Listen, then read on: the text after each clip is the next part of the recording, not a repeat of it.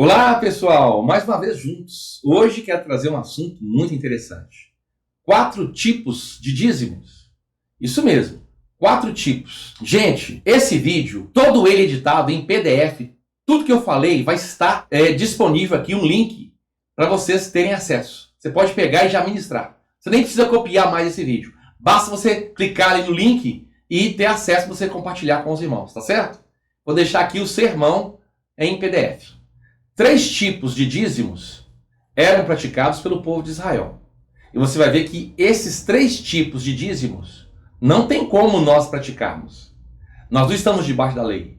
Mas tem um tipo de dízimo que nós devemos, não só podemos, mas devemos praticar. Por quê, pastor? Você vai ver. Porque nós somos filhos de Abraão. E temos que andar nas mesmas pegadas que andou Abraão. Quantas matérias que você já ouviu no Face, no Instagram ou no YouTube, falando que o cristão não deve dizimar? Falando que, por exemplo, que dízimo tem a ver com colheita, é uma ordenança da lei. E aí, como é que fica em relação a isso? Isso é tudo verdade. Mas veja bem, se você conhece alguém que é da igreja cristã do Brasil, por favor, se você entender esse dízimo e for algo que for tocar no seu coração, não deixe de enviar para o pessoal, para que eles tenham uma visão mais ampla. Eu tenho certeza que a sua visão vai ser ampliada no final desse estudo, tá certo? Mas antes, quero te pedir, nos dê um like, isso aí, dê um joinha, né? E depois compartilhe com seus contatos. Então vamos lá sobre os 3 tipos de dízimos que eram praticados pelo povo de Israel. E que nós não devemos praticar nenhum desses tipos de dízimos.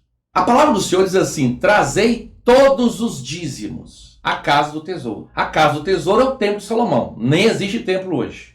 Não existe levitas e nem sacerdócio. Esse tipo de dízimo nós não temos que praticar. Então, vou falar sobre 3 tipos de dízimos. E nenhum desses 3 nós devemos praticar. Primeiro tipo de dízimo, Maaser Rishon. Isso mesmo. Primeiro dízimo, né? O texto que a gente pode abusar aqui é o texto que está lá em Números. Você pode ler do capítulo 18, do verso 1 ao 26. Esse dízimo, ele era destinado para suprir as necessidades dos levitas, que trabalhavam no santuário de Deus.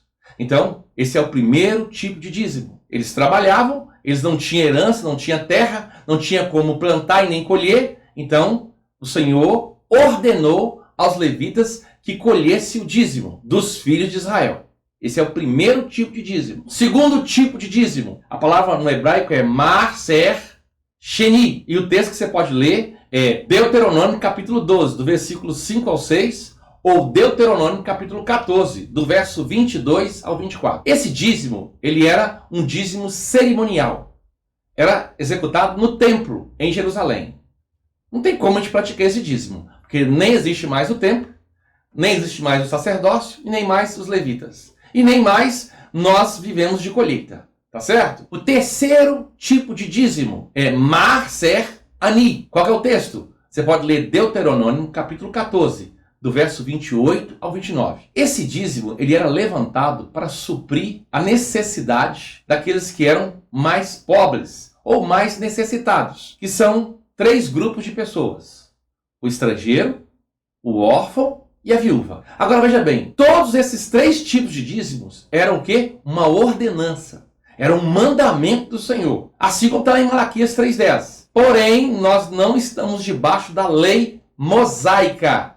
Mas nós estamos não como que sem lei. Veja bem, nós não estamos debaixo da lei mosaica, mas estamos debaixo da lei absoluta de Deus. Vou falar sobre isso nesse vídeo. Então nós não temos que praticar o dízimo igual os filhos de Israel praticavam. Tem gente que gosta de usar um texto de Mateus 23, 23. Deixa eu ler esse texto. As pessoas geralmente usam esse texto para justificar o dízimo no Novo Testamento.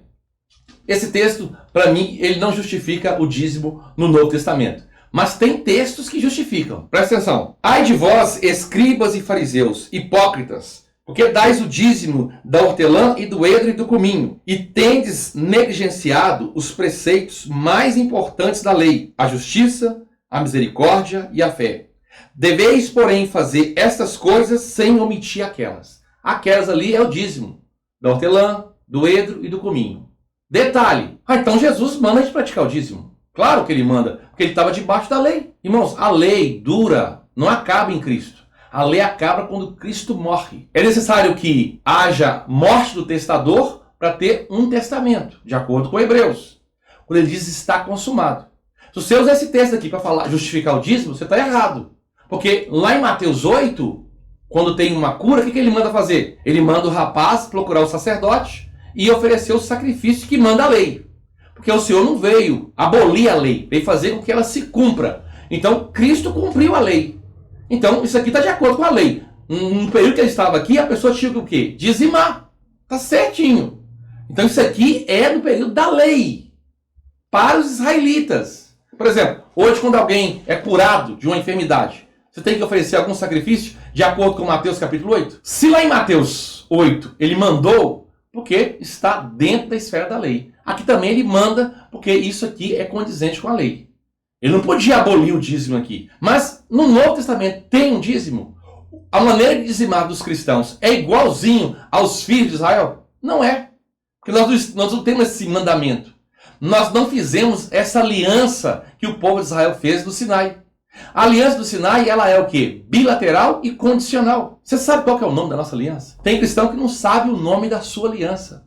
A nossa aliança, se alguém te perguntar, você diz assim, a minha aliança é a aliança de Abraão. É a mesma de Gênesis 15, que ela é mostrada no Calvário. Por quê, pastor? Porque lá em Gálatas fala que eu sou filho de Abraão. Se eu sou filho de Abraão, eu estou debaixo da aliança de Abraão. Percebe? Isso é muito interessante. E ela é incondicional e unilateral. Agora, como nós devemos então praticar o dízimo? Igual Abraão praticou. Exatamente. Tem o quarto tipo de dízimo, é a forma como Abraão dizimou. E aí você vai descobrir o seguinte, que você deve praticar.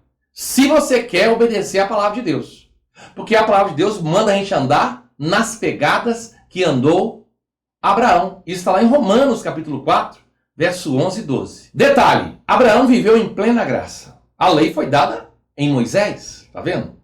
A lei mosaica foi dada em Moisés. Os mandamentos, as tábuas do mandamento foram dadas através de Moisés. Abraão foi o primeiro a ser justificado. Ele não é o pai da fé, ele é o pai na fé, que é o primeiro que creu. A palavra Abba quer dizer originador. Então veja bem, algo muito interessante. Então você encontra Abraão, que está dizimando, mas não segundo a ordenança da lei. Segundo ponto, Abraão não dizimou colheita. Abraão dizimou dos despojos de guerra. Isso mesmo, ele dizimou dos despojos de guerra. Então veja bem, Abraão não dizimou segundo a colheita. Às vezes a gente vê no Face assim, o dízimo é só de colheita.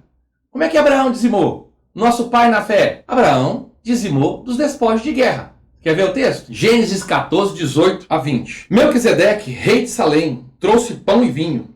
Era sacerdote do Deus Altíssimo. Abençoou ele Abraão e disse, bendito seja Abraão pelo Deus Altíssimo, que possui os céus e a terra. E bendito seja o Deus Altíssimo, que entregou os teus adversários das tuas mãos. E de tudo lhe deu Abraão o dízimo. E de tudo deu Abraão o quê? O dízimo. Por que Abraão deu o dízimo? Porque tinha uma ordenança? Porque tinha um mandamento? Não.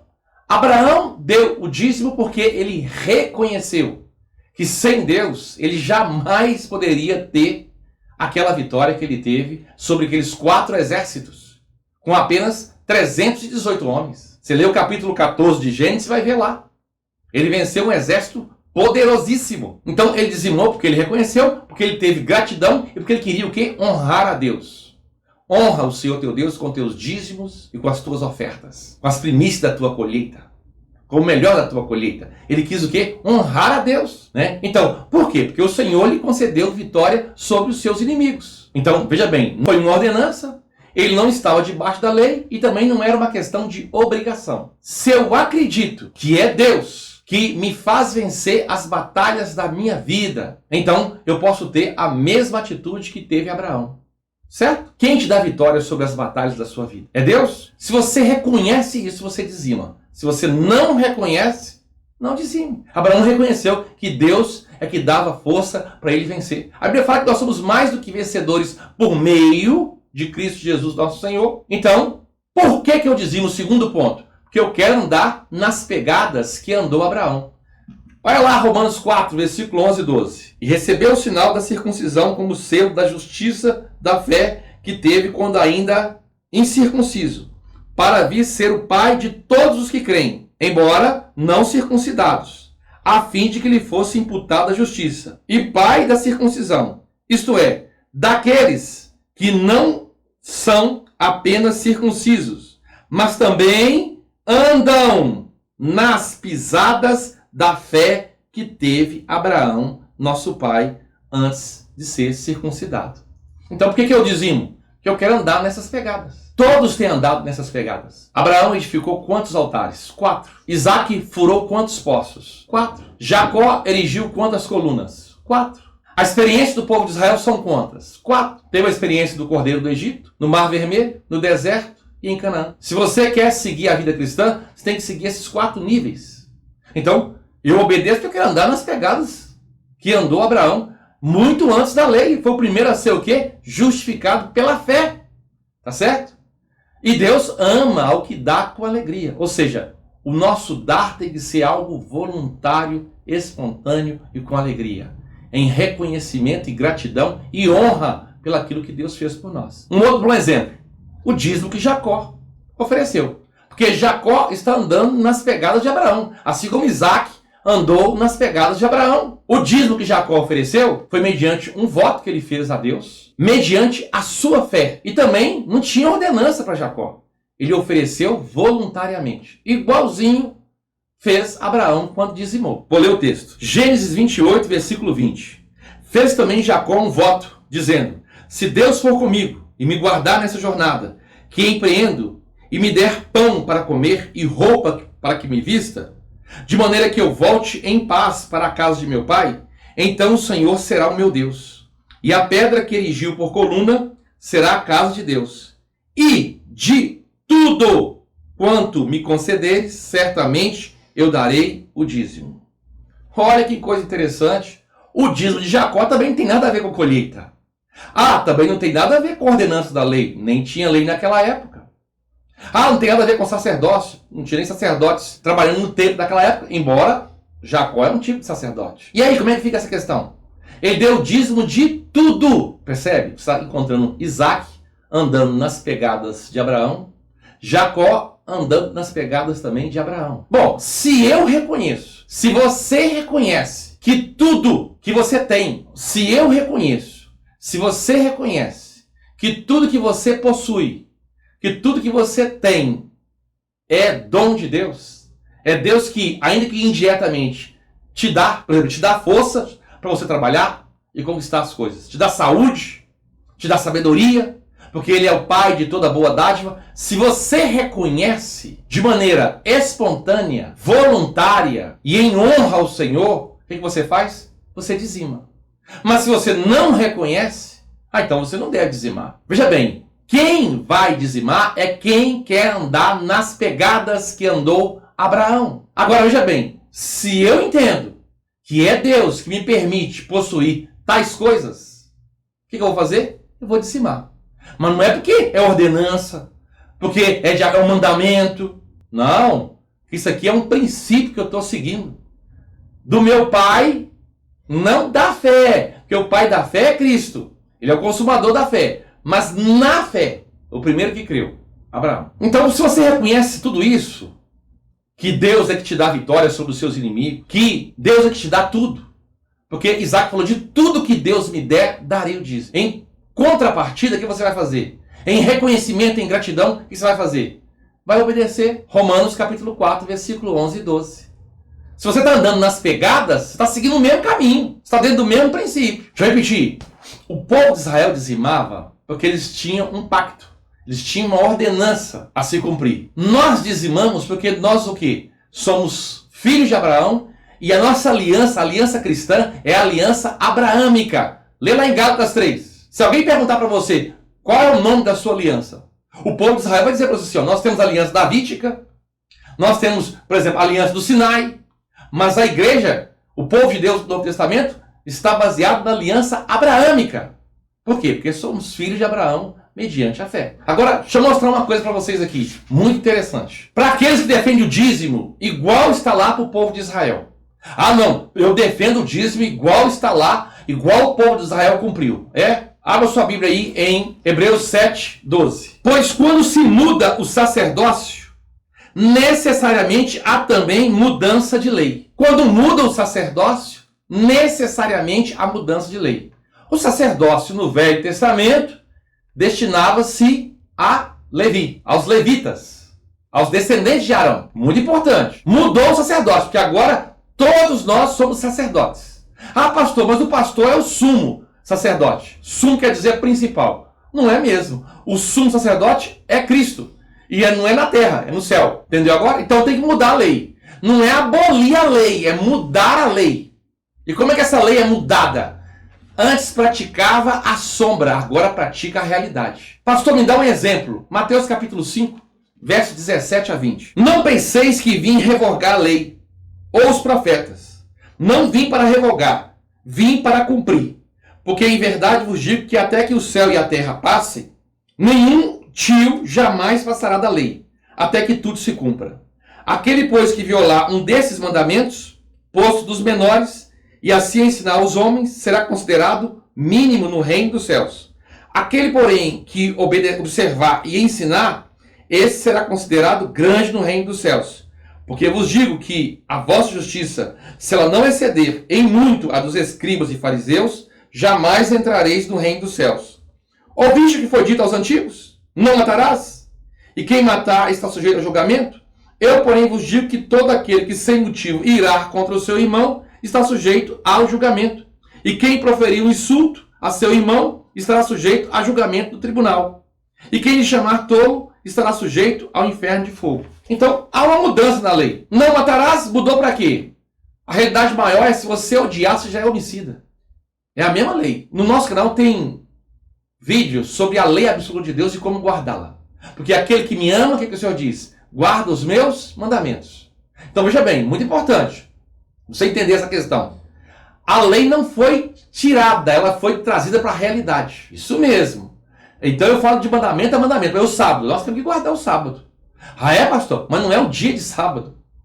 Esse aqui, que é sábado, é descanso. É estar sentado nos lugares celestiais em Cristo Jesus. É descansar em Cristo. Tá vendo? Porque o sábado é Cristo. É ele que traz descanso para a nossa alma. E aí, sabe, Romanos 14, que lá diz o seguinte, presta atenção, Romanos 14, que um guarda um dia e o outro guarda todos os dias. Eu quero guardar todos os dias. Eu quero estar sempre assentado nos lugares celestiais em Cristo Jesus. Quer dizer, tem que guardar o sábado. Só que na realidade do Novo Testamento. Não na realidade do Velho. Tá vendo? Então, todos os mandamentos, sem exceção, tem como você achar a realidade deles. Aonde? No Novo Testamento. O adultério, por exemplo. Lá, se você tocasse no seio de uma mulher, você não tinha adulterado. Só tocar no seio. No Novo Testamento, se você desejar uma mulher, você já adulterou. Isso é muito importante. Então, veja bem. Se há mudança no sacerdócio, Hebreus 7, nós lemos lá, versículo 12, tem que ter mudança na lei. Mudou o sacerdote, irmãos. Agora todos nós somos sacerdotes. Teve mudança. Mudança na lei não pressupõe a lei ser anulada. Mas agora é uma lei em realidade espiritual. Que é aquele que me ama guarda os meus mandamentos. Só para encerrar, vou mostrar aqui um texto para os irmãos do dízimo no Novo Testamento. Hebreus capítulo 7, versículo 2. Para o qual também Abraão separou o dízimo de tudo. Ao versículo 4. Considerai, pois, como era grande esse a quem Abraão, o patriarca, pagou o dízimo, tirado dos melhores despojos. Detalhe, se o dízimo no Novo Testamento caducou, por que o Espírito Santo faz menção aqui no livro de Hebreus? Ele tem um propósito. O que caducou é o princípio de dizimar, obrigatoriamente, por uma ordenança, com aquele sacerdócio que caiu do Velho Testamento. Mas o dízimo, aqui ele levanta essa questão, por quê? Porque Abraão é nosso pai na fé. Para dizer assim, olha como ele dizimou. Voluntariamente, espontaneamente, por gratidão, em honra ao Senhor e em reconhecimento daquilo que o Senhor lhe fez. Isso é muito importante. O dízimo é algo tão interessante. Você vai ver que depois das eras vindouras, as nações continuarão a dizimar e a ofertar a Deus. Pastor, me dê um exemplo. Apocalipse 21, 24. As nações andarão mediante a sua luz, e os reis da terra lhe trazem a sua glória. Ali, os reis da terra lhe trazem, nessa cidade, a sua glória. Ou seja, eles vão levar para apresentar diante de Deus o melhor. Porque glória ali é o melhor dos melhores. As nações lhe trazem a sua glória. Ou seja, o melhor dos melhores. Olha, quando você dizimar, faça em reconhecimento, em gratidão. Porque o Senhor tem nos dado todas as coisas. Faça por amor, faça com propósito e veja bem aonde você está dizimando. Deus abençoe e até o próximo vídeo.